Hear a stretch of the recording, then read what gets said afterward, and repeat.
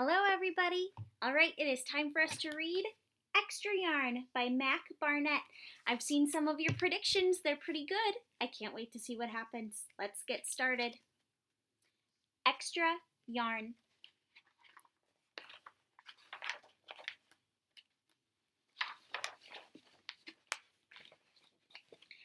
On a cold afternoon, in a cold little town, where everywhere you looked was either the white of snow or the black of soot from chimneys, Annabelle found a box filled with yarn of every color.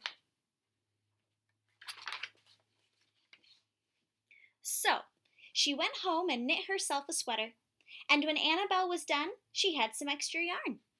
So, she knit a sweater for Mars, too. But there was still extra yarn. And when Annabelle and Mars went for a walk, Nate pointed and laughed and said, "You two look ridiculous." "You're just jealous," said Annabelle. "No, I'm not," said Nate. But it turns out he was. And even after she'd made a sweater for Nate and his dog and for herself and for Mars, she still had extra yarn. There's a lot of yarn in that box. At school, Annabelle's classmates could not stop talking about her sweater. "Quiet!" shouted Mr. Norman. "Quiet, everyone! Annabelle, that sweater of yours is a terrible distraction. I cannot teach with everyone turning around to look at you." "Then I'll knit one for everyone," Annabelle said, "so they won't have to turn around." "Impossible," said Mr. Norman. "You can't." But it turned out she could. And she did. Even for Mr. Norman. You guys might not be able to see, but they all have a little bit of pink in their cheeks now, whereas before their faces were all white. So, she knit sweaters for her mom and dad, for Mr. Pendleton and Mrs. Pendleton, and for Dr. Palmer, and for little Louis. There we go. She made sweaters for everyone, except for Mr. Crabtree, who never wore sweaters or even long pants, and who would stand in his shorts with the snow up to his knees. "No sweater for me, thanks," said Mr. Crabtree. So she made Mr. Crabtree a hat, and even then Annabelle still had extra yarn.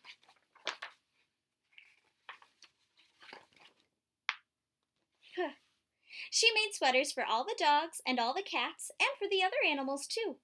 Soon, people thought, soon Annabelle will run out of yarn. But it turned out she didn't. So, Annabelle made sweaters for things that didn't even wear sweaters. Here, she's made a sweater for the mailbox, and a birdhouse, and a bird, and an entire house. Can you imagine covering an entire house in yarn? And the whole town, too. Things began to change a little in that town. News spread of this remarkable girl who never ran out of yarn, and people came to visit from around the world to see all the sweaters and to shake Annabelle's hand. One day, an archduke, who was very fond of clothes, sailed across the sea and demanded to see Annabelle. "Little girl," said the Archduke, "I would like to buy that miraculous box of yarn, and I am willing to offer you $1,000,000. "No, thank you," said Annabelle, who was knitting a sweater for a pickup truck. The Archduke's mustache twitched. $2,000,000, he said. Annabelle shook her head. "No, thanks." "10,000,000, shouted the Archduke. "Take it or leave it." "Leave it," said Annabelle. "I won't sell the yarn." And she didn't.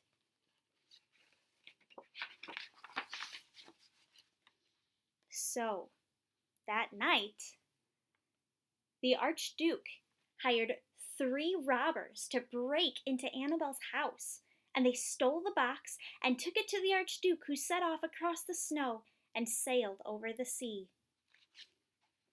That was rude. Back to his castle.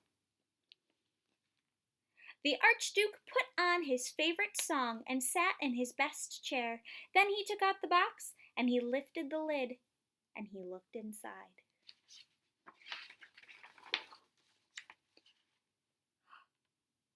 The box is empty. His mustache quivered. It shivered. It trembled. The Archduke hurled the box out the window and shouted, "Little girl, I curse you with my family's curse! You will never be happy again!" But